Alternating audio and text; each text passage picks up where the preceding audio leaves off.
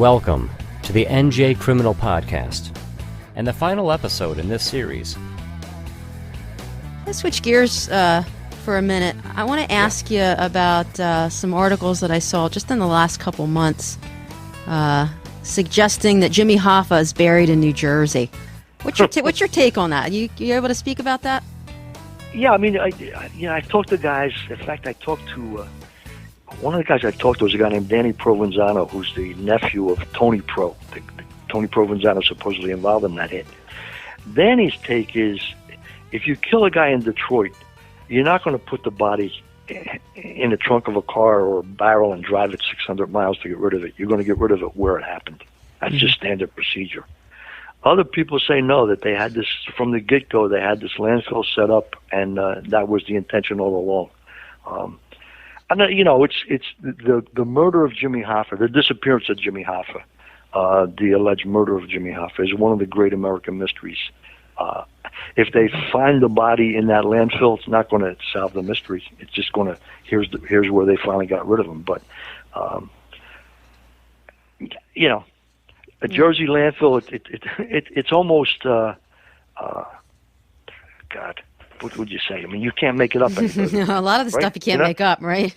Yeah, you know what I mean? I mean, you can't make it up any better than that. For a long time, he's buried under Giant Stadium. Right. I think the conventional wisdom is he was killed after that aborted meeting outside of Detroit, killed, and his body was cremated, and we're never going to find any trace. That was the conventional wisdom. And that would have been the smart way.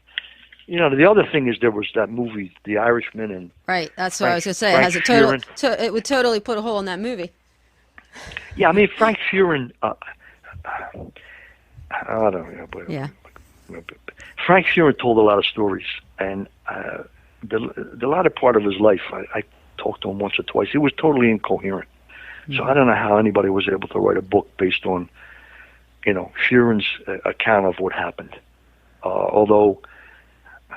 Again, this is something that, originally Sheeran pitched a book project where he wasn't the shooter and he got no bite. Then he pitched a project that he was the shooter and he got a book deal. And a movie. And a movie by Scorsese. And I like my movies. I co-authored a book about the greatest gangster movies. And The Irishman, if that was Scorsese's first movie, it wouldn't have got the attention that it got. But because it was like, we're going to get the band back together, Pesci and De Niro. And I think it was better received than it ought to have been. It wasn't as good as some other Scorsese movies, but it benefited from what came before it.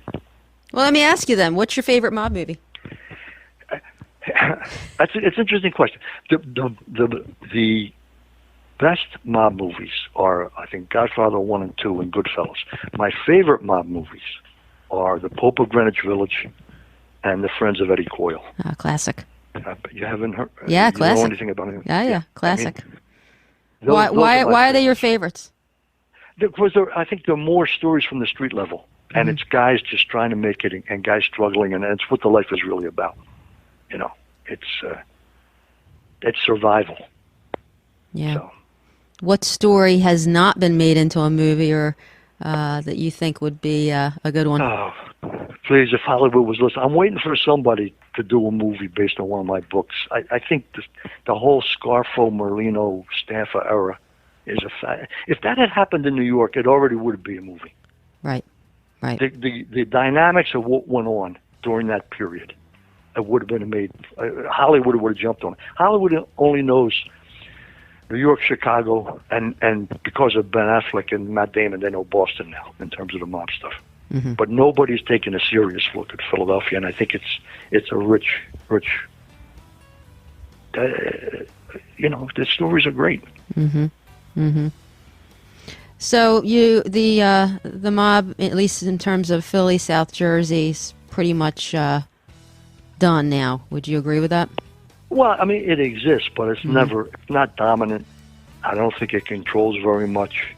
And a lot of the guys are, just struggling to survive. So, and, there are probably guys out there that we don't even know about that are making some serious money if he's got a good book, if he's got some shark money on the street. Those guys we don't know about. But Yeah, the mob as it's identified in Philadelphia, the Mafia Cosa Nostra, is only a shell of what it was, even in the Bruno era. And it's never going to come back, for all the reasons we talked about. Mm-hmm. RICO, electronic surveillance, second and third generation, all of those things. If you're a young reporter looking to write about, what are you going to write about now? I think you look to Russian organized crime, Asian organized crime, the black drug underworld, or the terrorists. I mean, that's the big stories. Mm-hmm. It's not Cosa Nostra anymore. Are you working on any projects right now? I got a couple feelers out. I do a column for a Jersey Man magazine that try to keep updating on what's going on with organized crime. I got a couple guys talking to me about maybe doing something about the black drug underworld in Philadelphia, which is another rich story. But no, I got nothing specific on the table right now. I'm just hoping to enjoy the summer, take it easy. I don't blame you. And I should say also that you are an adjunct professor at Rowan University, teaching a course in organized crime, which I'm sure is packed every semester. Yeah, it does. Yeah, it fills up. It's a lot of fun. It's good. Excellent. Well, listen, George, thank you so much for taking the time to speak with me about the Philly mob and all things mafia related in Philadelphia and South Jersey. It's really a pleasure. I love hearing the stories. It's like you said before, you can't make this stuff up.